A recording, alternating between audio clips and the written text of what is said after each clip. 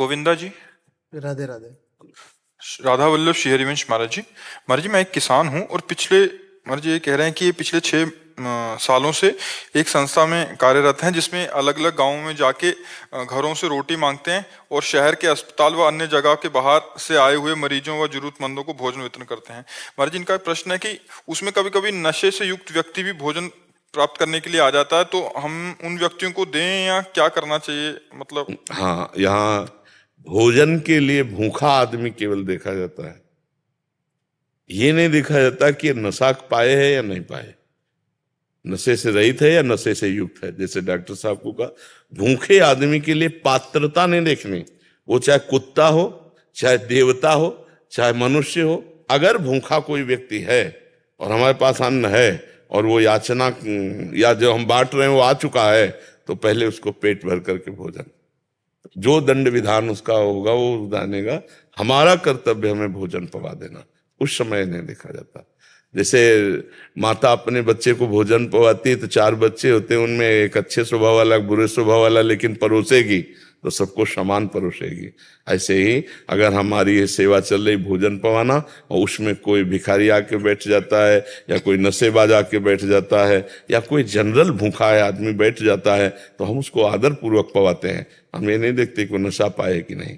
हम जब किसी को सेवा में उतरते हैं तो फिर हमें ऐसे भाव रखना है। हमारे भगवान के विविध रूप हैं, विविध लीलाएं हैं, हम उन लीलाओं पर नहीं जाते, हम अपने कर्तव्य पर जाते कि मेरा कर्तव्य क्या है, मेरा कर्तव्य क्या है। ठीक है ना, ये बात समझ। पर ये बहुत अच्छी बात है कि आप भिक्षावृत्ति करके और अन्य लोगों की सेवा करते हैं, बहुत है। इससे उनका भी कल्याण होगा और आपका भी मंगल है और बड़ा सहयोग मिल जाएगा। वही हम कह रहे थे कि गरीबी में जब बीमारी आती है तो बड़ी समस्या होती है। हमने एक देखा कि एक परिवार जो गरीब किसान और बीमार, तो 600 रुपया के लिए खेती रखी गई थी। 600 रुपया के लिए खेती। ये जो जमींदार लोग हैं ना, ये ऐसा इनके विधान होते हैं कि एक बार खेती रख जाए तो छुटाने के लिए मुश्किल है। समझो खेती उन्हीं की है। 600 रुपया में, और 600 रुपया क्या होता है, 600 रुपया में खेती। तो जरूर गरीबों का सहयोग करना चाहिए यदि अपने पास व्यवस्था हो तो, नहीं तो 4 से व्यवस्था लेके सहयोग करे तो भगवान बहुत प्रसन्न हो। नीतू जी। श्री हरिवंश महाराज जी। महाराज जी, आपके चरणों में कोटि कोटि प्रणाम। महाराज जी, मैं अज्ञानी होने के बाद भी आपसे प्रश्न कर रही हूँ, मेरी इस चेष्टा को क्षमा कीजिएगा। महाराज जी, आपके श्रीमुख से सुना है कि इंसान का जन्म कर्मों को भोगने के लिए और भगवत प्राप्ति के लिए हुआ। ये सब सृष्टि उस सर्वशक्तिमान का खेल है। मन बार बार ये पूछता है कि ये खेल सर्वशक्तिमान खेल ही क्यों रहे हैं, क्यों हम वो आप ही है।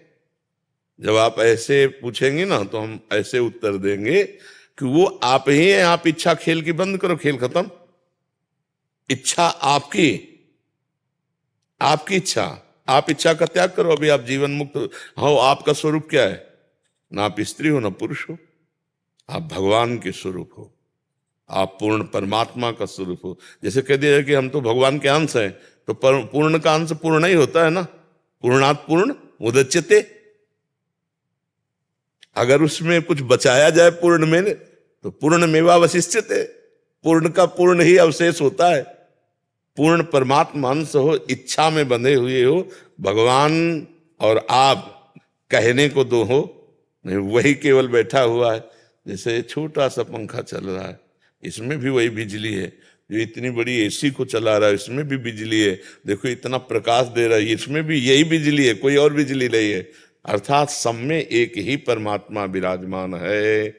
हम बंध गए इच्छा में, शरीर को मैं मानकर, शरीर के भोगों की इच्छा, यही इच्छा हमारे जन्म मरण का हेतु हो गई। अगर अभी इच्छा का त्याग करे तो देखो गोस्वामी जी बड़ी प्रवीणता से लिख रहे हैं, सोई जाने जेहि देहु जनाई, जानत तुम्हि हुए जाई। जिसे आप जना देते हैं वो जान जाता है, जो जान जाता है वो आप में हो जाता है, अर्थात भगवत स्वरूप हो जाता है। कोई बंधन नहीं, कोई खेल नहीं।